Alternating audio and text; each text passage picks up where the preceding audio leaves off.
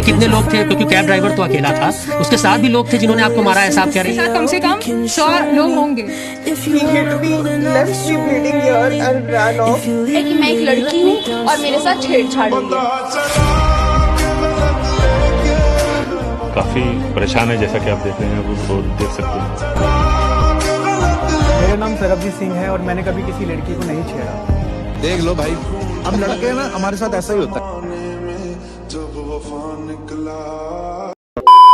So hey you WhatsApp guys, कैसे हो यार आप सब। उम्मीद करता हूँ बढ़िया रहोगे। अब देखो यार, इस बार मैंने फेस कैम वीडियो इसीलिए नहीं करा क्योंकि इस टॉपिक को लेके मैं ऑलरेडी बहुत ज़्यादा लेट हूँ। क्योंकि जैसे ही मेरे पिछले वीडियो की स्क्रिप्ट रेडी हुई थी, वो बचपन का प्यार वाला वीडियो जो आपने देखा ही होगा, वैसे ये लखनऊ वाला सीन हो गया। और जैसे ही मैंने वो वाला वीडियो अपलोड कर दिया, तब तक बाकी सारे यूट्यूबर्स ने अनस्क्रिप्टेड वीडियोस डाल भी दी।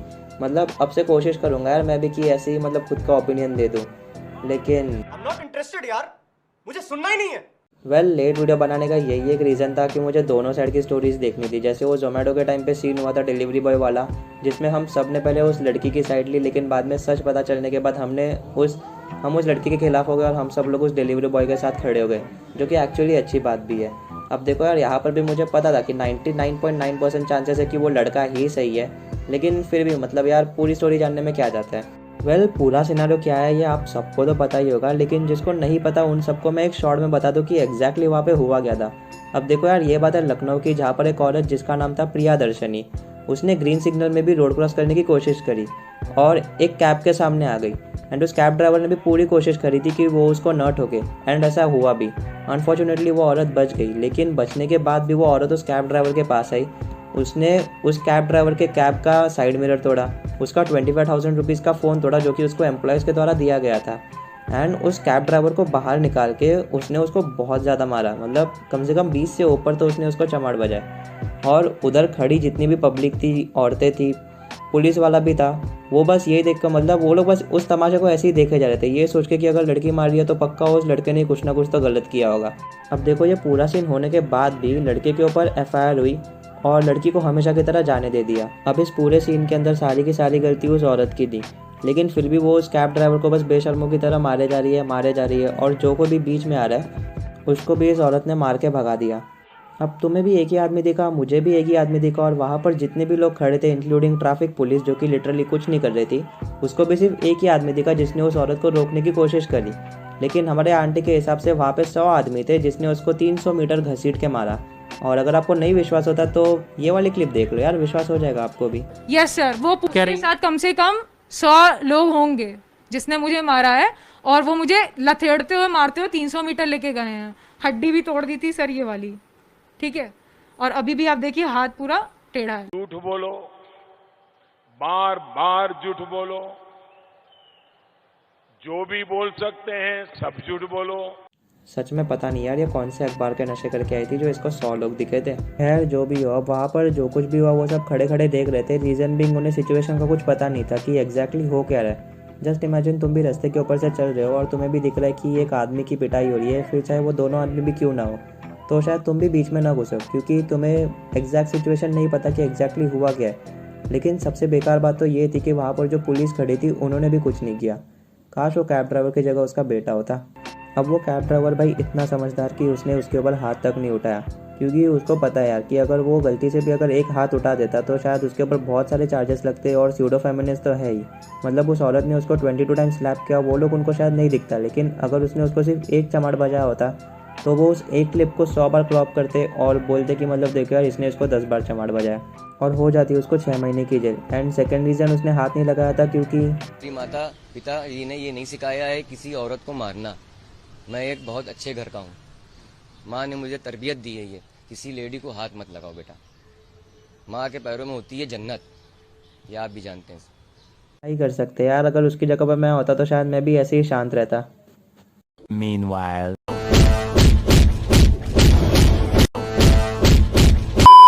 अब इतना कुछ होने के बाद भी पुलिस ने उस आदमी को अरेस्ट किया और उसके ऊपर ही चार्जेस लगा दिए। फिर उसको छुड़ाने के लिए जब उसका भाई आया तभी उसको भी अरेस्ट कर लिया। एंड फाइनली जब यूपी पुलिस के ऊपर सोशल मीडिया का इतना ज़्यादा प्रेशर पड़ा, तब जाके उन्होंने उस कैब ड्राइवर को बाहर निकाला और फिर उसके बाद उन्होंने उसका पॉइंट ऑफ व्यू लिया, जिसके अंदर उसने ये कहा। सर मैं अपने कृष्णा नगर थाने से मैं अपने घर जा रहा था, आलमबाग नहरिया चौराहे पे सिग्नल हो गया।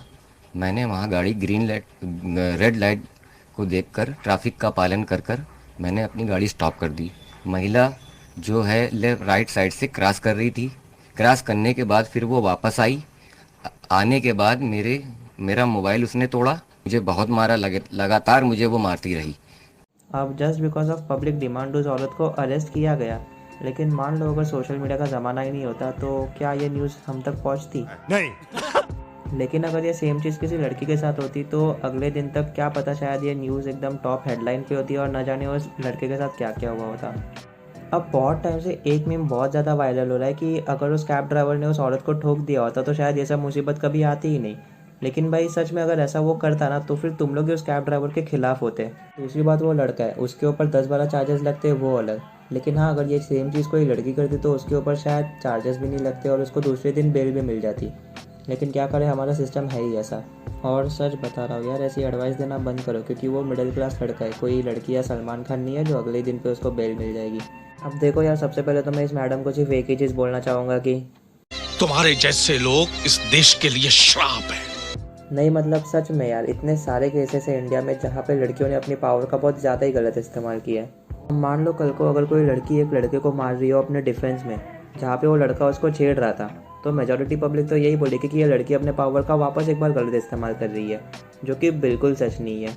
एंड एट द एंड मैं तो बस यही बोलना चाहूँगा कि यहाँ पर इस लखनऊ वाले केस में ना ही उस लड़के की गलती है और ना ही उस लड़की की, सारी की सारी गलतियाँ हमारे इस नाजुक से सिस्टम की। क्योंकि अगर अपना सिस्टम थोड़ा सा भी स्ट्रांग होता तो वो औरत अब तक जेल में होती और शायद वो ये चीज़ कभी करने की हिम्मत भी ना करती, क्योंकि उसको पता है कि हमारा सिस्टम दोनों को इक्वली ट्रीट करता है। और रही बात उन लोगों की जो बोलते हैं कि कहाँ गया वो सारे स्यूडो फेमिनिस्ट, अब वो लोग क्यों नहीं कुछ बोलते, तो देखो पहली बात तो वो लोग कुछ नहीं बोलेंगे।